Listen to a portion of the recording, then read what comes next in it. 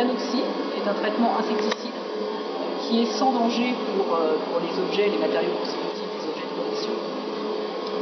Il y a principalement deux méthodes, l'anoxie dite statique et l'anoxie dite dynamique. Les deux méthodes visent donc à détruire, à tuer les insectes par étouffement, c'est-à-dire qu'on va priver les insectes d'oxygène. Le musée de l'armée effectue de l'anoxie, mais de l'anoxie dite statique depuis 8 ans maintenant.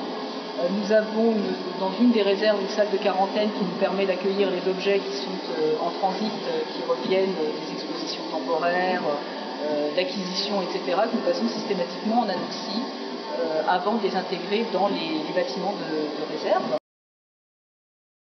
Nous avons eu un flux d'objets important durant l'année 2012 qui concerne en fait un chantier des collections qui a lieu encore actuellement au musée de l'armée aux Invalides, le traitement des emblèmes, donc principalement du textile mais aussi du bois à travers les hampes ou les pics. Et ce chantier d'emblèmes comprend environ 600 pièces. Les traitements par anoxie statique que nous effectuons ici dans les réserves concernent des volumes de moins de 1 mètre cube. Donc là évidemment, vu l'importance quantitative des objets, nous ne pouvions pas dans un temps assez restreint traiter tous ces objets. On a ici un générateur d'azote qui permet en fait de fabriquer de l'azote. À travers le tuyau jaune qu'on voit ici qui arrive donc sur le devant de la poche, l'azote est injecté dans ce récipient flottant de l'eau qui permet d'humidifier, puisqu'on ne peut pas injecter complètement l'azote comme ça sec dans la bulle, ça assécherait beaucoup trop les matériaux constitutifs et comme il s'agit de matériaux organiques, on aurait des chocs climatiques à l'intérieur de la poche et donc on aurait des risques de fissures, etc.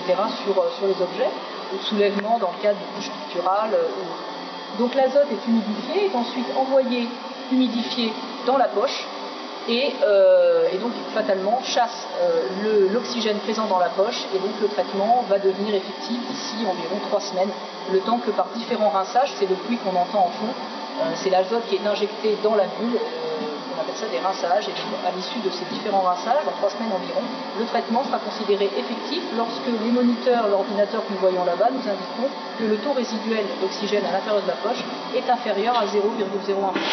D'ici donc environ 1 mois et demi maintenant, on réouvrira la poche, le traitement aura réussi.